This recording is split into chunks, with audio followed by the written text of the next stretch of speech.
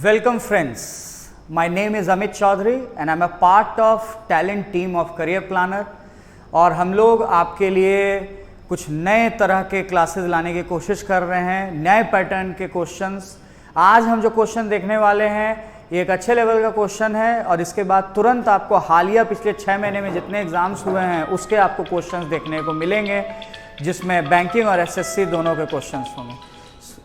ये जो क्वेश्चन आपके सामने अभी है ये खास तौर पे बैंकिंग के लिए काफ़ी यूज़फुल है, लेकिन ऑब्वियसली इसमें वर्ड मीनिंग जो हम लोग याद करेंगे वो एसएससी में भी काम आएगा।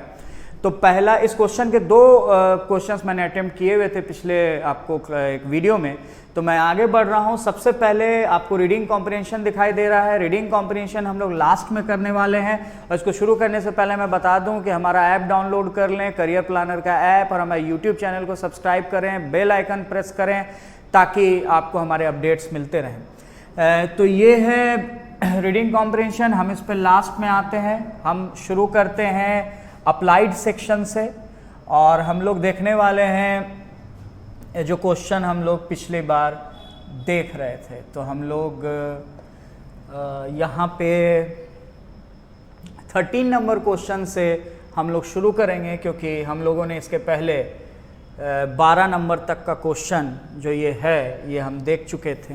12th नंबर तक का अगर आपको याद होगा, यहाँ 11th और 12th हमने बना लिया था। पीछे के रीडिंग कॉम्प्रिहेंशन भी हम लोग बनाएंगे, लेकिन पहले हम लोग जो फ्रेश क्वेश्चंस हैं उससे शुरू करते हैं और ये अप्लाइड क्वेश्चन ज़्यादा इंपॉर्टेंट हैं।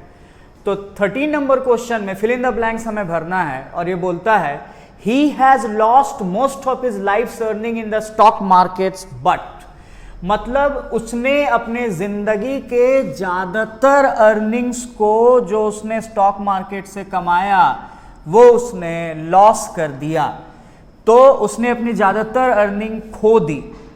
तो यहाँ पे बट का यूज़ हो रहा है। अब याद रखो, अगर बट का यूज़ हो रहा है तो इसका मतलब अगर इधर नेगेटिव है तो इधर क्या होगा, पॉजिटिव होगा, क्योंकि बट के एक तरफ नेगेटिव होता है तो दूसरे तरफ पॉजिटिव होता है। तो उसने अपनी ज़िंदगी के अर्निंग को स्टॉक मार्केट में खो दिया, ये नेगेटिव बात है, तो बट के बाद क्या आएगा, पॉजिटिव बात आएगा। पहला ऑप्शन क्या बोलता है, पहला ऑप्शन बोलता है he still seems to be leading his life luxuriously and extravagantly. ऐसा दिख रहा है कि वो अभी भी अपनी जिंदगी को बहुत ज्यादा फिजूल खर्ची के साथ जी रहा है, एक्स्ट्रावेगेंटली एंड लग्जरियसली जी रहा है। ये कैसी बात है, तो ये बिल्कुल पॉजिटिव स्टेटमेंट है, ये पॉजिटिव है, क्योंकि अगर उसने अपने सारे पैसे को बर्बाद कर दिया, इसके बावजूद अगर वो एक बहुत ही सुख सुविधा की जिंदगी जी रहा है, तो ये नेगेटिव और नेगेटिव के बगल में पॉजिटिव, ये ऑप्शन बिल्कुल हो सकता है। सेकेंड ऑप्शन क्या बोलता है, he could not save enough to repay his enormous debts. उसने इनफ सेव नहीं किया ताकि वो अपने इनॉर्मस डेट्स को चुका सके। तो ये भी लाइन नेगेटिव नजर आता है, उसने इनफ नहीं सेव किया कि वो अपने बहुत ज्यादा डेट्स को चुका सके। क्या हम यहाँ पर नेगेटिव लाइन ला सकते हैं बट के बाद? नहीं, क्योंकि इस तरफ नेगेटिव आ चुका है तो इधर पॉजिटिव लाइन आएगा। थर्ड क्या बोलता है, stock market is not a safe option to invest money unless done with caution. Stock market एक बहुत सेफ ऑप्शन नहीं है पैसा इन्वेस्ट करने के लिए अगर आप बहुत सावधानी से ना करें तो।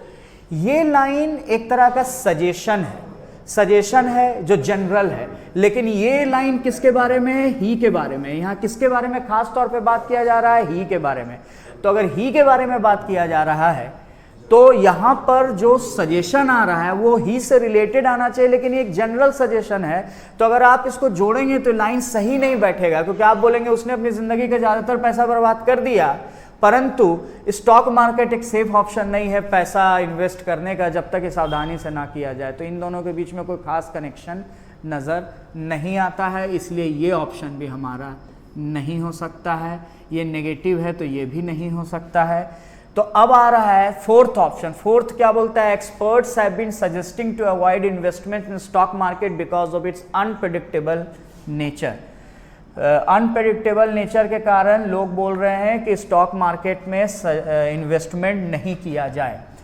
तो ये भी एक तरह का सजेशन है, और ये सजेशन जनरल सजेशन है, स्टॉक मार्केट के बारे में सजेशन है, उसकी ज़िंदगी से रिलेटेड नहीं है। तो उसकी ज़िंदगी से रिलेटेड जो ऑप्शन है और जो नेगेटिव टोन में बात कर रहा है वो कौन सा ऑप्शन है?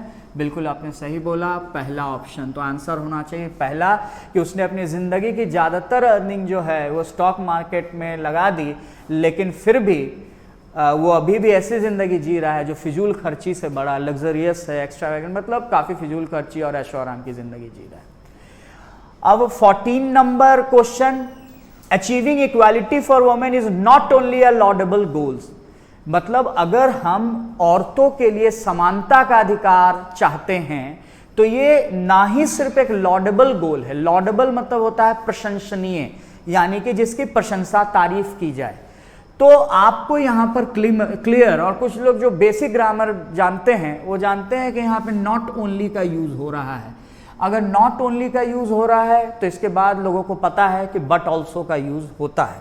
अब बट ऑल्सो का अगर यूज होता है तो हम खोजते हैं कौन से ऑप्शन में है। पहला ऑप्शन क्या बोलता है? Political reforms are also neglected preventing women from entering legislatures and position of power. जो पॉलिटिकल रिफॉर्म्स हैं, जो राजनीतिक सुधार हैं, उनको नेग्लेक्ट कर दिया जाता है और औरतों को रोक दिया जाता है लेजिस्लेचर में घुसने से, यानी कि विधायिका में जनरली नहीं घुस पाती हैं, एंड पोजीशन ऑफ पावर, और उनको ज़्यादा पावर का पोजीशन भी नहीं मिल पाता है। क्या इसमें बट ऑल्सो का यूज़ हुआ है? नहीं हुआ है, तो ये ऑप्शन होना चाहिए, मेरे हिसाब से नहीं होना चाहिए।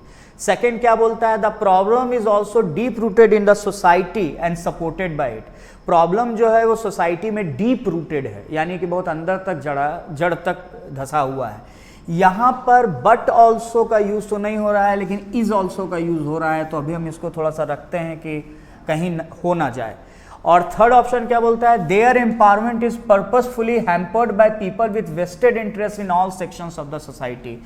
इनका जो एम्पावरमेंट है, यानी औरतों की जो सशक्तिकरण है, उस पर्पसफुली हैम्पर्ड, उसको जानबूझकर बाधित किया गया है by people with wasted interest in all sections of the society. ऐसे लोग जिनका वेस्टेड इंटरेस्ट है, जो सही इंटरेस्ट। तो यहाँ पर हम लोग बात, ये लाइन एम्पावरमेंट की बात कर रहा है, उसके हैम्पर होने की बात बोल रहा है, लेकिन क्या इसमें बट ऑल्सो फ्रेज का यूज नजर आ रहा है? नहीं नजर आ रहा है। फोर्थ को देखते हैं, it is also equally difficult to achieve and maintain for a long time. ये इक्वली डिफिकल्ट है लंबे समय तक इसको मेंटेन करना। तो ये लाइन में मुझे इट इज ऑल्सो नजर आ रहा है। तो अगर मैं आपसे क्लियरली बोलूं कि नॉट ओनली के बाद कौन सा ऑप्शन आपको ज्यादा जचता है, तो इसमें द प्रॉब्लम इज ऑल्सो आपको नजर आ रहा है, इसमें इट इज ऑल्सो नजर आ रहा है, यानी यही दोनों ऑप्शन हमारे हो सकते हैं। लेकिन बट ऑल्सो दोनों में किसी में भी नहीं है। तो एक बात याद रखें कि बट ऑल्सो की जरूरत भी नहीं है। बट ऑल्सो के जगह मियरली ऑल्सो का भी यूज होता है बहुत बार, वो भी उसी तरह से यूज होता है जैसे नॉट ओनली हम बोलते हैं, बट ऑल्सो बोलते हैं। तो बट ऑल्सो की जगह अगर यहाँ पर इज ऑल्सो भी यूज किया जा रहा है या इट इज ऑल्सो भी यूज किया जा रहा है, तो ये भी सही आंसर हो सकता है। तो अब हमको इन्हीं दोनों ऑप्शन में चुनना है। तो अब ट्रांसलेशन मदद करेगा कि औरतों के लिए इक्वलिटी हासिल करना एक बहुत ही प्रशंसनीय जिम्मेवारी, प्रशंसनीय टास्क ही नहीं है, प्रशंसनीय ऑब्जेक्टिव ही नहीं है। ये प्रॉब्लम बहुत डीप रूटेड है हमारे सोसाइटी में। एक तरफ आप प्रशंसा की बात कर रहे हैं, ये पॉजिटिव बात कर रहे हैं, और दूसरी तरफ आप बोल रहे हैं कि ये डीप रूटेड है। तो आप एक तरफ इस कार्य को, इक्वलिटी अचीव करने की तारीफ कर रहे हैं, और दूसरे तरफ बोल रहे हैं कि प्रॉब्लम डीप रूटेड है। तो प्रॉब्लम के बारे में बात क्यों करने लगे? अभी तो यहां पर आप अच्छी बात कर रहे थे, उनको इक्वलिटी देने की बात कर रहे थे। लेकिन फोर्थ ऑप्शन को देखिए, it is also equally difficult to achieve and maintain for a long term. ये इतना ही डिफिकल्ट है लॉन्ग टर्म में अचीव कर पाना।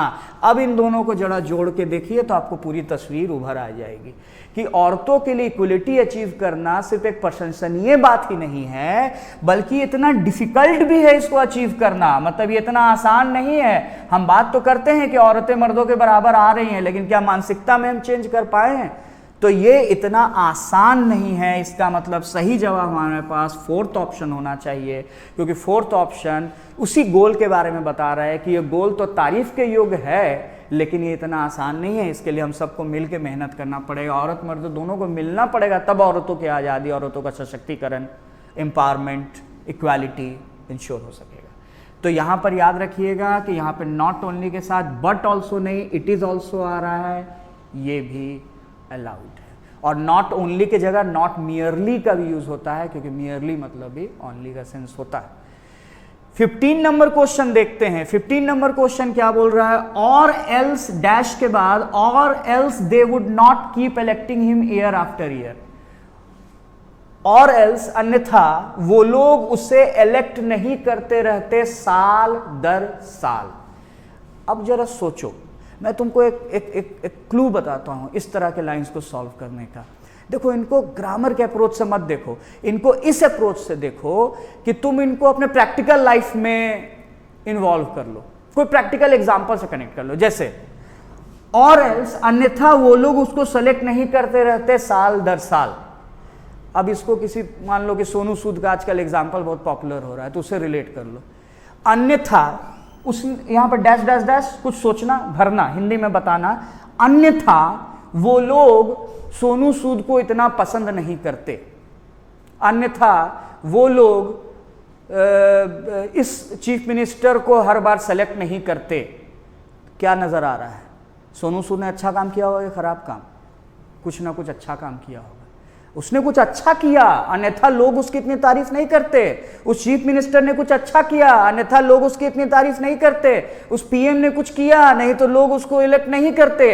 इसका मतलब यहां पे जो बात आना चाहिए वो बात किसी ना किसी तरीके से पॉजिटिव कॉन्टेक्स्ट में बात आएगा। अब ऑप्शन को देखो, अब बात तुम्हारा सॉल्व हो जाएगा, तुमको पता चल गया कि यह कैसा बात है। सोनू सूद ने लेबर्स के लिए, माइग्रेंट लेबर्स के लिए बहुत अच्छा काम किया, अन्यथा लोग उसकी इतनी तारीफ नहीं करते। ये बात क्लियर हो गया। अब यहां पर क्या सेंटेंस आना चाहिए, ये अब तुम ट्रांसलेशन से देखो। पहला क्या बोलता है, the party leader gave a strong message to the mayor for improving his political style.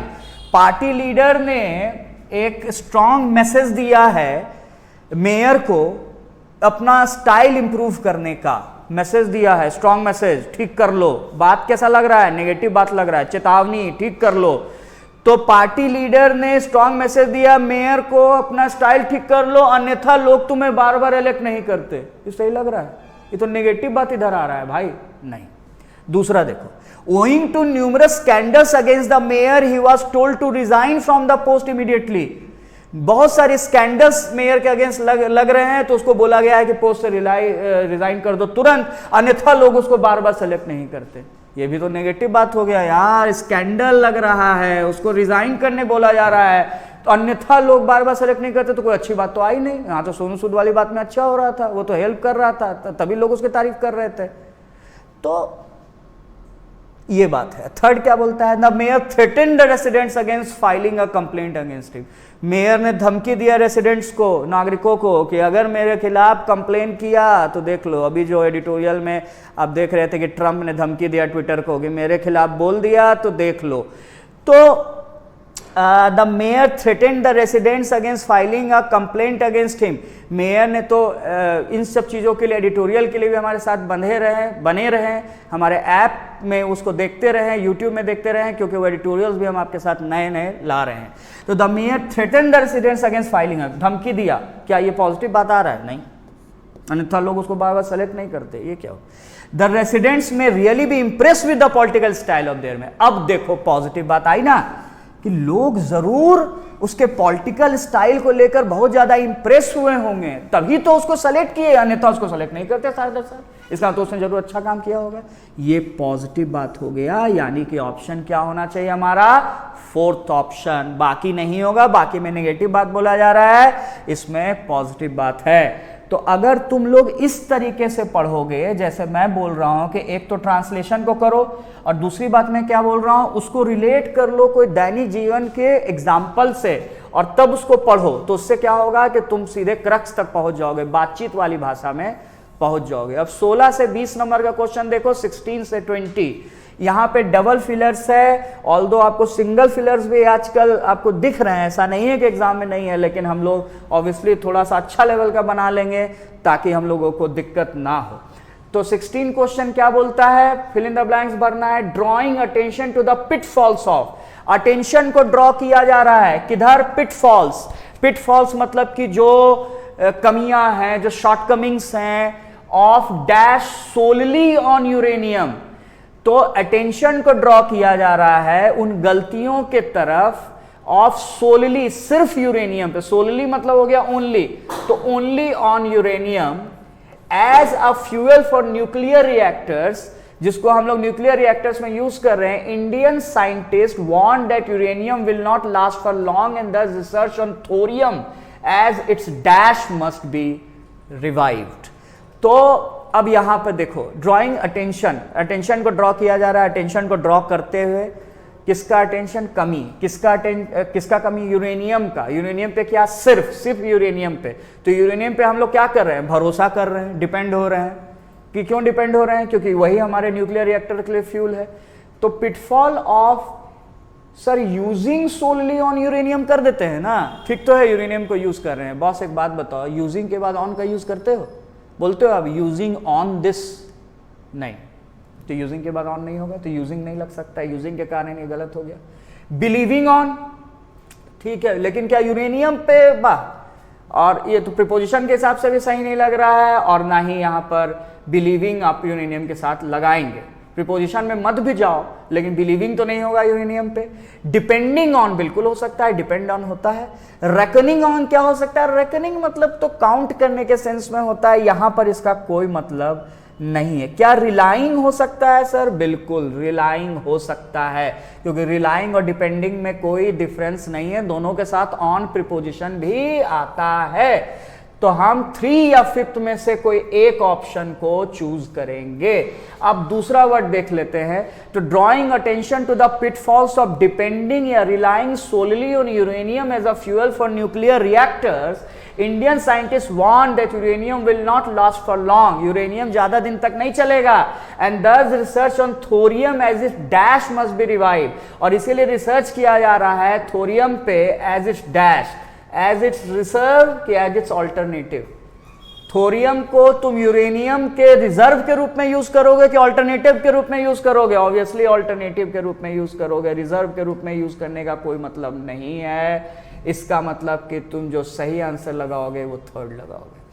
17 number क्या क्वेश्चन बोलते, इस लाइन का मतलब क्या हो गया कि हम लोग की अटेंशन ड्रॉ किया जा रहा है यूरेनियम पे डिपेंड होने के खतरों के बारे में, सिर्फ हम यूरेनियम पे डिपेंडेंट हो रहे हैं, और इंडियन साइंटिस्ट ने वार्न किया है कि यूरेनियम को ज़्यादा समय तक नहीं रहना चाहिए, और रिसर्च माने हमें ज़्यादा डिपेंड नहीं होना चाहिए, और रिसर्च थोरियम पे करना चाहिए, और इसको ऑल्टरनेटिव के रूप में रिवाइव करना चाहिए, मतलब इसको एक विकल्प के रूप में। 17 नंबर क्वेश्चन क्या बोल रहा है, in an effort to provide dash for higher education to all, most of the universities have been providing education without adequate infrastructure, thus churning out dash graduates every year. In an effort to provide dash for higher education to all. Higher education का क्या होता है, higher education का chance होता है क्या, chance के basis पे एजुकेशन हम लोग लेते हैं, नहीं। प्लेटफॉर्म होता है, प्लेटफॉर्म जरूर होता है, एक आप किसी को एक पोडियम देते हैं, प्लेटफॉर्म देते हैं, एक मंच देते हैं। अपॉर्चुनिटी भी जरूर है, हायर एजुकेशन एक अपॉर्चुनिटी होता है। प्रोस्पेक्ट्स ऑफ हायर एजुकेशन, ठीक है, प्रोस्पेक्ट्स भी लगा सकते हैं, इसका मतलब एक तरह का संभावना, प्रोस्पेक्टिव जो होने वाला। पॉलिसी होगा, अच्छा कौन प्रोवाइड कर रहा है, in an effort to provide dash for higher education to all, most of the universities have been providing education, यानी यूनिवर्सिटीज ये कर रही है। तो क्या यूनिवर्सिटीज पॉलिसी बनाती है, पॉलिसी तो यूजीसी बनाता है, तो पॉलिसी भी नहीं होगा यहां पर, या तो प्लेटफॉर्म होगा, या तो अपॉर्चुनिटीज होगा, या तो प्रोस्पेक्ट्स होगा। तो in an opportunity to provide, या तो प्लेटफॉर्म या अपॉर्चुनिटीज या prospects for higher education to all, most of the universities have been providing education without adequate infrastructure, बिना पूरे इंफ्रास्ट्रक्चर के यूनिवर्सिटीज जो क्या हो रहा है, डिग्री दे रही हैं, thus churning out dash graduates every year, और जो ग्रेजुएट्स जो चर्न आउट करने का मतलब जो वहां से निकल रहे हैं ग्रेजुएट्स, वो ग्रेजुएट्स कैसे हैं, तुम खुद सोचो। अगर यूनिवर्सिटी के पास इंफ्रास्ट्रक्चर ही नहीं होगा तो वहां से जो ग्रेजुएट्स निकलेंगे वो कैसे होंगे, वो वैसे ही ग्रेजुएट्स होंगे जिन्हें नौकरी नहीं मिलेगी। तो यानी कोई नेगेटिव सेंस में ग्रेजुएट्स निकलेंगे। इंफ्रास्ट्रक्चर ही नहीं है, टीचर नहीं है, ये नहीं है, बोर्ड नहीं है, कुछ नहीं है, तो क्या होगा, ग्रेजुएट्स कैसे निकलेंगे? तो ग्रेजुएट्स निकलेंगे नेगेटिव, और नेगेटिव के लिए फ्रेश तो होगा नहीं, तो ये हटा दो, कैपेबल होगा नहीं, ये भी हटा दो, अनएम्प्लॉयबल हो सकता है, नेगेटिव है, एलिजिबल होगा नहीं, ये हटा दो, इनकॉम्पिटेंट भी हो सकता है क्योंकि ये नेगेटिव है। तो हम फाइनली हम लोग दो ऑप्शन के साथ बचे हैं, या तो थर्ड ऑप्शन होगा या तो फिफ्थ ऑप्शन होगा, यानी फिफ्थ पॉलिसी तो होगा नहीं, इसलिए हमारा ऑप्शन अपॉर्चुनिटीज और अनएम्प्लॉयबल होगा। मतलब हायर एजुकेशन का अपॉर्चुनिटी सब लोगों को देने के लिए जो यूनिवर्सिटीज़ हैं वो ऐसे ग्रेजुएट्स को निकाल रही हैं जो कि बिल्कुल अनएम्प्लॉयबल है, जिनको नौकरी लगना भी मुश्किल है। 18 नंबर क्वेश्चन में आते हैं। 18 नंबर क्वेश्चन बोलता है the move to allow dumping of mercury. ये मूव हो रहा है, ये कोशिश किया जा रहा है कि मरकरी को डंप करने का, डंप करना माने उसको फेंक देने का अलाउ किया जा रहा है, dash and outcry from residents of the area. और इसके कारण जो एरिया के रेसिडेंट्स है उसे आउटक्राई, आउटक्राई मतलब हो अल्लाह, विरोध, इसके बारे में प्रोटेस्ट हो रहा है। The move to allow dumping of mercury. अब इससे जो प्रोटेस्ट हो रहा है, जो आउटक्राई हो रहा है, जो लोग चिल्ला रहे हैं, रेसिडेंट्स जो उस एरिया के हैं, ये क्या करेगा? ये इस विरोध, ये जो डंप किया जा रहा है, इसके रिजल्ट के कारण ये विरोध हुआ, प्रोवोक किया है। प्रोवोक मैंने भड़काया, इंसाइट मतलब ये भड़काना, एक्टिवेट मतलब किसी चीज़ को सुचारू रूप से चलाना, और एंगर्ड मतलब गुस्सा दिलाना। तो क्या गुस्सा दिलाना यहाँ पर होगा? नहीं होगा। क्यों नहीं होगा सर? क्योंकि गुस्सा लोगों को दिलाया जाता है, यहाँ पर रेसिडेंट्स नहीं हो रहा, आउटक्राई का यूज हो रहा है, माने रेसिडेंट्स का जो विरोध है। तो क्या विरोध को गुस्सा दिलाया जा सकता है? नहीं, तो एंगर्ड खत्म हो गया। क्या विरोध को एक्टिवेट किया जा सकता है? नहीं, विरोध को एक्टिवेट नहीं किया जाता। एक्टिवेट तो आप मोबाइल करते हैं, एक्टिवेट तो आप अपना आईडी करते हैं, विरोध को एक्टिवेट कैसे कीजिएगा? तो रिजल्टेड हो सकता है, प्रोवोक्ड हो सकता है, या इंसाइटेड हो सकता है। अब आगे देखिए, an outcry from residents of area who dash, जो लोग, ये जो रेसिडेंट्स हैं, dash that high levels of mercury will affect their health and destroy ecologically sensitive forest area। कि जो मरकरी का लेवल है वो उनके हेल्थ को इफेक्ट करेगा, प्रभावित करेगा, और जो इकोलॉजिकली सेंसिटिव फॉरेस्ट एरिया है उसको बर्बाद कर देगा। तो यहाँ पर मुझे बताइए कि कौन सा वर्ड लगाना सही होगा? ये हेल्थ बर्बाद हो जाएगा, इसको लेकर क्या आपके अंदर, लोगों के अंदर क्या होगा? तो इस एक फियर तो हो सकता है, फियर तो लोगों के अंदर हो सकता है। डिटरमाइंड क्या हो सकता है? नहीं। क्या लोग इस बारे में दृढ़ निश्चय कर सकते हैं कि हेल्थ को इफेक्ट करेगा? नहीं।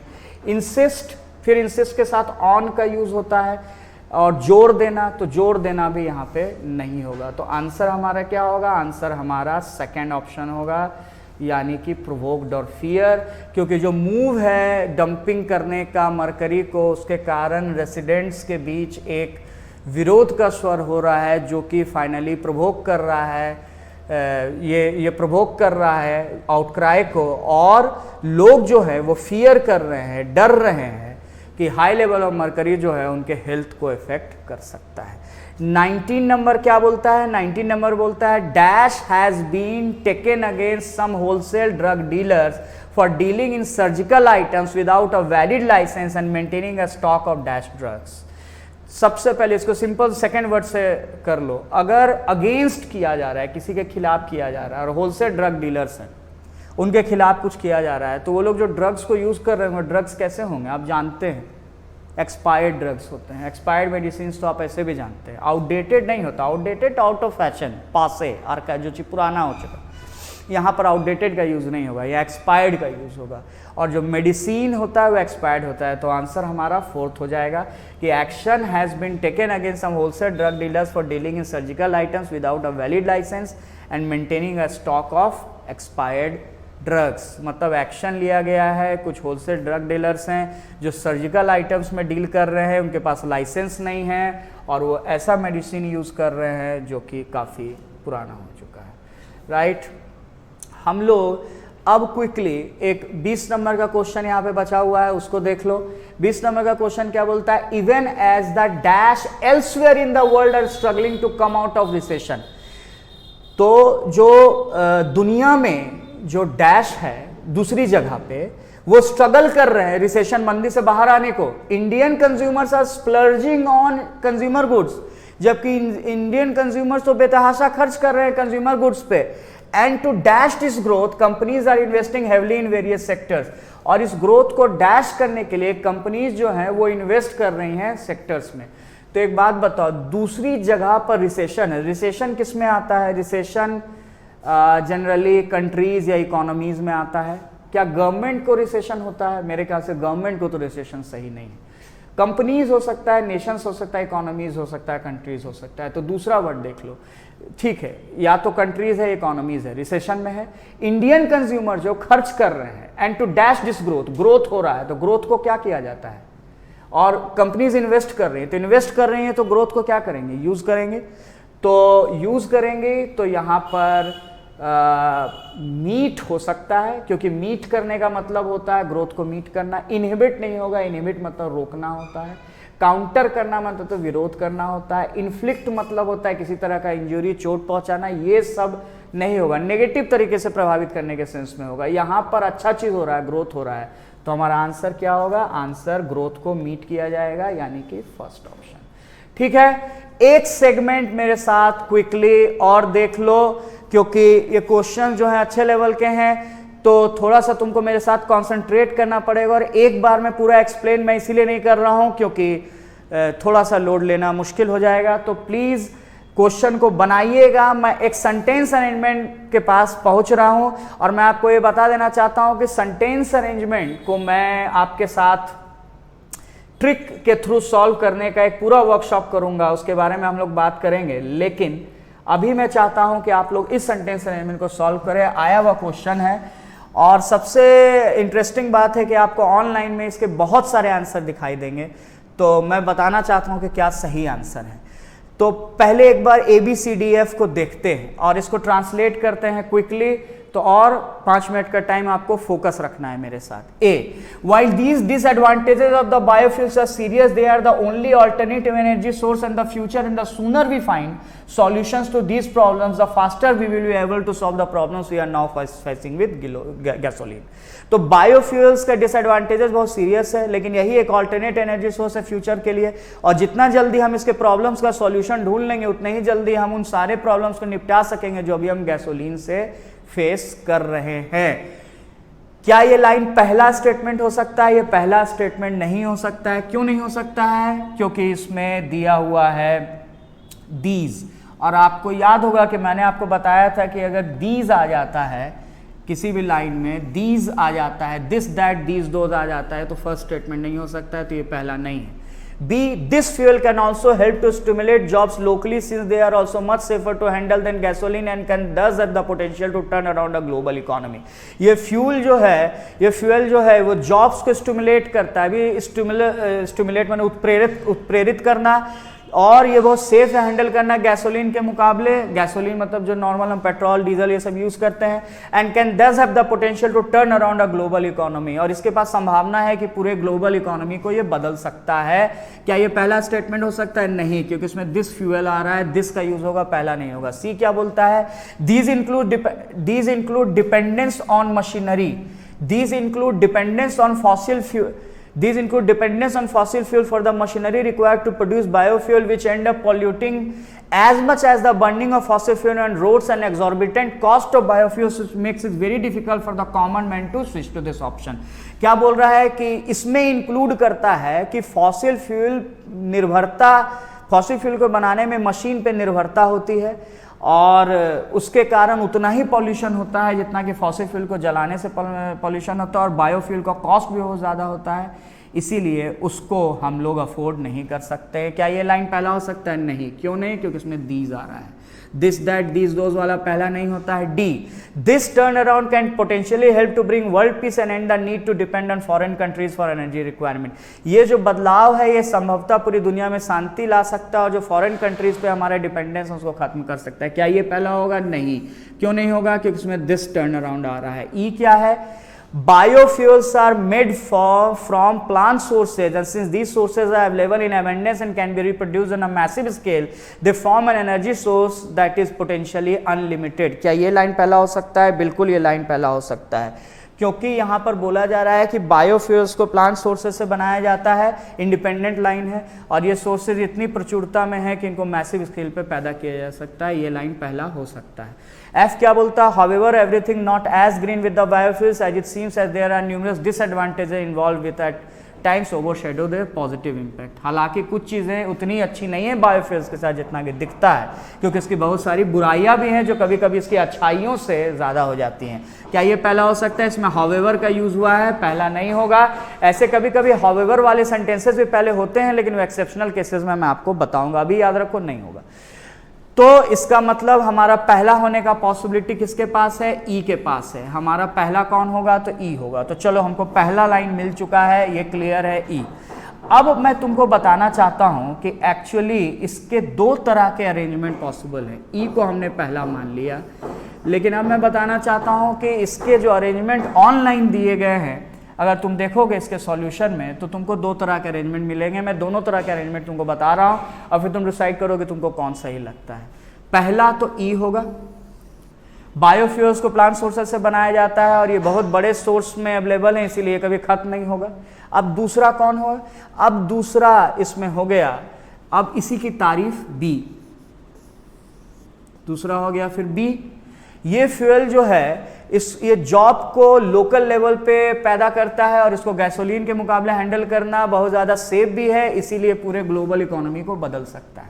अब यहाँ पे गौर करना है, यहाँ पे टर्न अराउंड आया है, तो टर्न अराउंड अगर वहाँ पर आया है तो इस टर्न अराउंड का एक कनेक्शन खोजो, और टर्न अराउंड के लिए यहाँ पे दिस टर्न अराउंड आ रहा है, यहाँ टर्न अराउंड है, यहाँ पे दिस टर्न अराउंड है, तो इसका मतलब कि इन दोनों के बीच में कनेक्शन है। तो हमारा चार्ट क्लियर हो गया है कि हमारा जो पहला है वो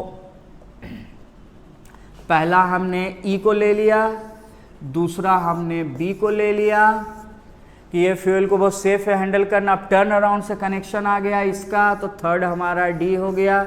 ये जो टर्न अराउंड है ये पूरी दुनिया में शांति ला सकता है और फॉरेन कंट्रीज पे जो हमारा डिपेंडेंसी है उसको खत्म कर सकता है। यहाँ तक हमने पॉजिटिव बात बोल दी है, तीनों लाइन पॉजिटिव है। अब नेगेटिव में हम घुस रहे हैं। नेगेटिव किस में है? एफ में। हालांकि हर कुछ उतना अच्छा नहीं है बायोफ्यूल्स के साथ जितना कि दिखता है, क्योंकि इसके बहुत सारे डिसएडवांटेजेस भी हैं जो कभी कभी इसके पॉजिटिव जो इम्पैक्ट है उससे ज़्यादा निकल जाते हैं। अब उन डिसएडवांटेजेस क्या है तो उसका वर्णन यहाँ पे दिया हुआ है, पांचवा सी। वो डिसएडवांटेजेस क्या है? तो वो डिसएडवांटेजेस है कि फॉसिल फ्यूल के लिए मशीन का ज़रूरत होता है, जिससे पॉल्यूशन होता है, फिर इसका कॉस्ट भी बहुत ज़्यादा होता है, इसलिए आम लोग इसको वहन नहीं कर पाते हैं। और तब लास्ट में ए होगा कि हालांकि ये जो डिसएडवांटेजेस है ये बहुत सीरियस है, लेकिन यही एकमात्र एनर्जी सोर्स है, और जितना जल्दी हम इसका सॉल्यूशन ढूंढ लेंगे उतना ही जल्दी हम सारे प्रॉब्लम को फेस कर लेंगे। ये सॉल्यूशन आपके सामने नज़र आ रहा है, यानी कि अगर आप इसको लिखेंगे तो ये सॉल्यूशन होगा ई, ई के बाद हम लोग बी, ई बी के बाद डी, ई बी डी, और उसके बाद F C A, F C A, E B D F C A, EBDFCA।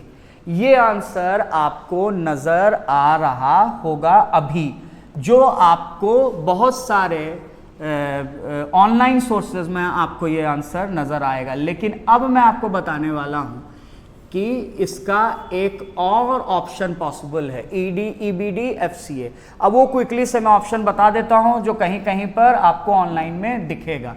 वो ऑप्शन क्या है? वो ऑप्शन बोलता है कि पहला इसको करो, यानी पहला ई, लेकिन दूसरा वो सीधे एफ में चला जाता है, यानी कि बायोफ्यूल बहुत बड़े मात्रा में पैदा हो सकते हैं, अब दूसरा सीधे नेगेटिव में चला जाओ। हालांकि हर कुछ इतना अच्छा नहीं है बायोफ्यूल्स के साथ जितना दिखता है। क्यों अच्छा नहीं है? तो यहाँ पर इसका अब ये हो गया, जो 5 था वो हो गया 3। अब उसकी बुराइयों का लिस्ट बोल दो कि बहुत महंगा है, ये है वो, इसको मशीन का ज़रूरत होता है, और तब फिर बोलो कि हालांकि ये डिसएडवांटेजेस बायोफ्यूल्स के बहुत सीरियस हैं, लेकिन हमें इनका सॉल्यूशन ढूंढना पड़ेगा, क्योंकि यही एकमात्र सॉल्यूशन है फ्यूचर में, और गैसोलीन से जो हमें प्रॉब्लम हो रहा है। और ये फ्यूल जो है 2 के जगह ये 5 हो जाएगा। ये फ्यूल जो है लोकल लेवल पे जॉब भी पैदा कर सकता है और इसको हैंडल करना भी पूरे ग्लोबल इकोनॉमी को बदल सकता है। और ये जो बदलाव होगा ये पूरे दुनिया के लिए एक शांति का प्रतीक होगा। यानी कि एक अरेंजमेंट आपका हो गया ये, यानी दूसरा अरेंजमेंट को अगर मैं लिखूं तो ये अरेंजमेंट है ई, ई के बाद हमारा हो गया एफ, एफ के बाद हमारा हो गया सी, सी के बाद हमने लिख दिया ए, और ए के बाद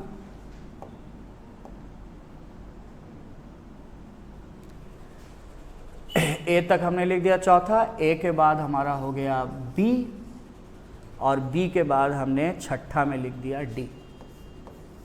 तो ये 2 आंसर आपको बहुत बार ऑनलाइन दिखाई देंगे, ईबीडी एफसीए या ईएफसी एबीडी। आपको कौन सही लग रहा है आप मुझे बताइए, ये वाला सही लग रहा है या ये वाला सही लग रहा है? यानी कि पहले हमको सारा पॉजिटिव, इसमें क्या हो रहा है, सारा पॉजिटिव बात को हम पहले बोल दे रहे हैं, एक के बाद ये भी पॉजिटिव, फिर ये भी पॉजिटिव, तब हम नेगेटिव में आ गए। और इसमें क्या हो रहा है, पॉजिटिव एक लाइन ई बोलने के बाद हम सेकेंड लाइन में जो आ गए हैं एफ में, वो नेगेटिव हो गया है। तो आपको इन दोनों ऑप्शन में क्या अच्छा लग रहा है, सही तरीके से सोचें। अलग अलग सोर्सेज अलग अलग आंसर बोलती हैं, लेकिन अगर एक बुक है दिशा पब्लिकेशन की, अगर उसको देखें जहाँ पे क्वेश्चन ऑरिजिन नज़र आता है, तो हमें यही आंसर उसके हिसाब से सही नज़र आता है, यानी हमें ये आंसर सही नज़र आता है। तो मैं बोलूँगा कि इसी आंसर पे हम लोग भरोसा करें, ईबीडी एफसीए। ऑल्दो दोनों एक बार देखने पे तो सही लगता है, लेकिन पहले जैसा कि कॉमन सेंस आपका भी काम करेगा कि पहले सारा पॉजिटिव बात बोल लो तब नेगेटिव बात बोलो। इसीलिए ईबीडी में सारा पहले नेगेटिव बात निकल गया, ई भी माने ई में हम बायोफ्यूल के बारे में बोल दिए, उसके बाद दूसरा पॉजिटिव बात भी बोल दिए। इसमें ई भी पॉजिटिव है, बी भी पॉजिटिव है, और जो डी है वो भी पॉजिटिव है। यहाँ तक आपने पॉजिटिव बात बोल दी, अब आपने हाउएवर से नेगेटिव बात शुरू किया, और ये तीनों नेगेटिव है। तो पूरा पॉजिटिव बोलने के बाद नेगेटिव बोलना हमेशा ज़्यादा सेफ है, इसीलिए हम पहला ऑप्शन को ईबीडी एफसीए को सही मानेंगे। इसके बाद अभी मैं इसके आगे क्वेश्चंस को नहीं बढ़ाऊंगा, क्योंकि मुझे लगता है कि बहुत ज़्यादा मैं आपको इतना कंटेंट ना दूं जो आप डाइजेस्ट ना कर पाएँ। तो आप कृपया इसको पढ़ें। इसके आगे आपको और भी सेक्शंस नज़र आएंगे, क्लोज टेस्ट नज़र आएगा, उनको आप पूरा बनाएं और रीडिंग कॉम्प्रिहेंशन भी बनाएं। और हम लोग अगले वीडियो में इसको ख़त्म करेंगे और कुछ नए क्वेश्चन आपको मिलने वाले हैं जो बिल्कुल बैंकिंग और एसएससी के इधर हाल फिलहाल में हुए क्वेश्चन हैं, उनको भी हम लोग आपके सामने सॉल्व करेंगे। तो हमारे साथ बने रहें, हमारे करियर प्लानर ऐप को डाउनलोड करें, उसका बेल आइकन प्रेस करें और नोटिफिकेशंस आपको आते रहेंगे। And do remember to attend all these sessions, because if you will not be continuous, if you will not be disciplined, all the hard works will go in vain. So somewhere we are putting our hard work, but you need to show that you are sincere enough. So share these things, tell your friends to watch these videos, subscribe to the YouTube channel and download app, Career Planner app. Thank you. फिर मिलते हैं।